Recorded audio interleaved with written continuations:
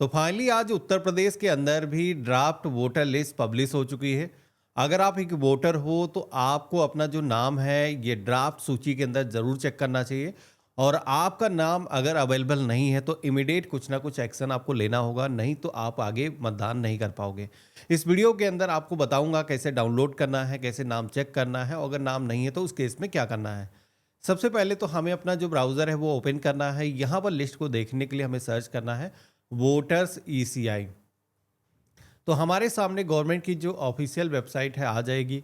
वैसे इसका जो लिंक है हमने वीडियो के डिस्क्रिप्शन में और आपको पिन कमेंट के अंदर भी दे रखा है, जहां से भी आप डायरेक्टली इस पोर्टल पर आ सकते हो। अब यहाँ पर ड्राफ्ट वोटर लिस्ट अगर हमें डाउनलोड करना है तो इसके लिए यहाँ पर सर्विसेज के सेक्शन में एक ऑप्शन मिलेगा डाउनलोड इलेक्टरल रोल। हम इसी ऑप्शन पे क्लिक करेंगे। अब हमारे सामने एक स्टेट की पूरी लिस्ट आ जाएगी। तो आप जिस भी स्टेट से हो यहाँ पर आपको अपने स्टेट का जो नाम है वो सेलेक्ट करना है। यहाँ पर आप देखोगे कि जितनी भी स्टेट हैं, जैसे कि हम बात करें उत्तर प्रदेश, पश्चिम बंगाल, मध्य प्रदेश, छत्तीसगढ़, तमिलनाडु, राजस्थान, केरल, गुजरात, गोवा, तो इस तरीके के सारे स्टेट के नाम यहाँ पर आपको देखने को मिल जाएंगे। तो आप अपनी स्टेट का जो नाम है सेलेक्ट करोगे। स्टेट सेलेक्ट करते ही अगला स्टेप आएगा जहां पर आप सभी को ईयर ऑफ रिवीजन चूज करना है। तो यहाँ पर लेटेस्ट अगर हमें ड्राफ्ट सूची डाउनलोड करना है तो 2026 वाला जो ऑप्शन है ये चूज करना है। इसके बाद में रोल टाइप के सेक्शन में आना है। तो रोल कौन सा हमें डाउनलोड करना है, तो ड्राफ्ट सूची हमें डाउनलोड करना है। फाइनल लिस्ट आ जाएगी तो यहीं पर चेंज करके आप फाइनल लिस्ट को डाउनलोड कर पाओगे। तो हमने यहाँ पर SIR ड्राफ्ट रोल 2026 सेलेक्ट किया है। अब इसके बाद में डिस्ट्रिक्ट आपको अपना चूज करना है। असेंबली कॉन्स्टिट्यूंसी के सेक्शन में आना है। तो जो भी आपका विधानसभा क्षेत्र लगता है यहाँ पर आपको सेलेक्ट करना है। इसके बाद में आप देखोगे कि हमारे सामने जितने भी पोलिंग स्टेशन है उनकी जो लिस्ट है यहाँ पर फेच होकर के आ चुकी है। अपना नाम वोटर लिस्ट के अंदर चेक करना है कि शामिल है कि नहीं शामिल है। तो इसके लिए आपको पेज में नीचे की तरफ आना है। यहाँ पर जो पार्ट नंबर दिखाए गए, जो पार्ट नेम दिखाए गए हैं, यहाँ पर आपका जो नाम है जिस भी पोलिंग स्टेशन के अंदर शामिल है आपको यहाँ पर उसका जो पार्ट नंबर है वो फेच करना है। तो वर्तमान की हम बात कर रहे हैं तो जहां पर आपको इन्यूमरेशन फॉर्म मिला था उसका जो पार्ट नंबर है वो आप यहाँ पर देखोगे। यहाँ पर स्विच करने का ऑप्शन दिया गया है क्योंकि एक पेज पर आपको 10 ही रिकॉर्ड दिखेंगे। तो आप इस तरीके से नेक्स्ट की टैब पे क्लिक करोगे तो अगला जो पेज है इस तरीके का आ जाएगा। यहाँ पर भी नाम नहीं दिखता है तो थर्ड पेज पर जा सकते हो और फोर्थ पेज पर जा सकते हो। यहाँ पर हमारा जो पोलिंग स्टेशन है मिलने के बाद में इसके आगे टिक करना है। एक चीज बता देता हूँ, कुछ जगहों पर ऐसा है कि एक से ज्यादा पोलिंग स्टेशन होते हैं। तो आपको अगर आपके केस में 3 या 4 दिख रहे हैं तो सभी को आपको सेलेक्ट करके उनकी लिस्ट डाउनलोड करना है, क्योंकि हो सकता है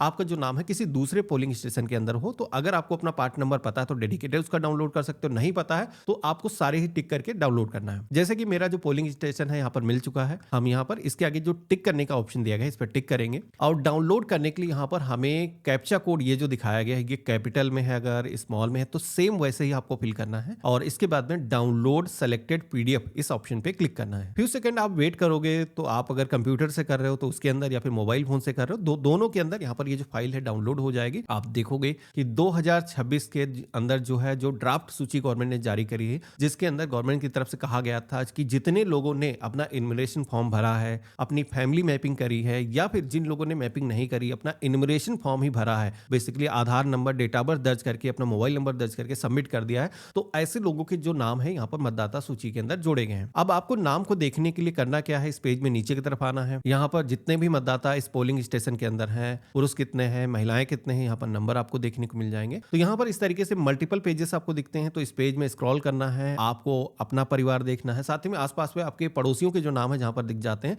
उसी के पास में आपका जो नाम है देखने को मिल जाएगा। तो यहाँ पर अगर आपका जो नाम है ड्राफ्ट सूची के अंदर अगर आ गया तो आपने अपना जो इन्यूमरेशन फॉर्म है वो भरा था, BLO की तरफ से या तो भरवाया होगा या फिर आपने खुद से भरा होगा।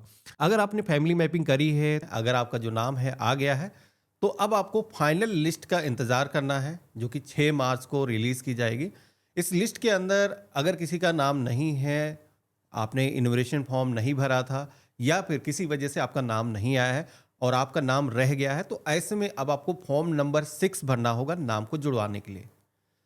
साथ ही में गवर्नमेंट की तरफ से जैसे कि कहा गया था कि जिन लोगों ने भी इन्यूमरेशन फॉर्म भरा होगा, भले ही उन्होंने अपनी फैमिली मैपिंग नहीं करी है और अपना आधार नंबर, मोबाइल नंबर दर्ज करके अपना जो फॉर्म है वो सबमिट किया है, तो उनका जो नाम है इस सूची के अंदर पब्लिश किया जाएगा।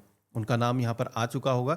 लेकिन जिन लोगों ने फैमिली मैपिंग नहीं करी है तो उस समय गवर्नमेंट ने कोई डॉक्यूमेंट नहीं मांगे थे, लेकिन अब आपको अगर नोटिस आता है जो कि साथ ही में 6 जनवरी से लेकर के 27 फरवरी तक नोटिस का फेज रहेगा।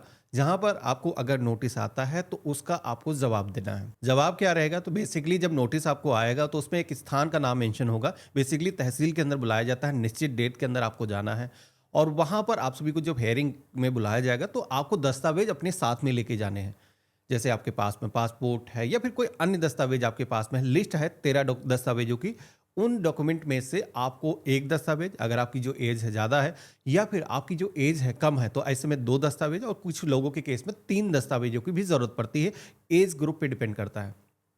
लिस्ट मैंने आपको दिखा रखी है।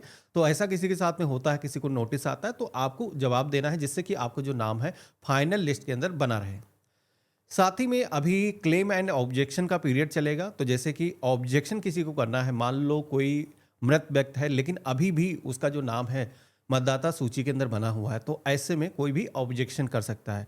ये भी पीरियड साथ ही के अंदर चलेगा और फाइनल लिस्ट के अंदर जिन लोगों का भी कोई ऑब्जेक्शन नहीं होगा और साथ ही में अगर आपको नोटिस आया है उसका आपने जवाब दिया होगा, तो उसके बाद में आपका जो नाम है फाइनल मतदाता सूची के अंदर आने वाला है। आशा करता हूँ आज के इस वीडियो के अंदर हमने सारी इंफॉर्मेशन कवर करने की कोशिश करी है। फिर भी आप सभी के मन में कोई भी सवाल है या फिर आप जानना चाहते हो नोटिस कैसा आएगा, तो मुझे कमेंट में लिख करके बताना, तो हम इसका एक डेडिकेटेड वीडियो बना देंगे। हम मिलते हैं ऐसे ही एक नया वीडियो में, तब तक के लिए गुड बाय, जय हिंद।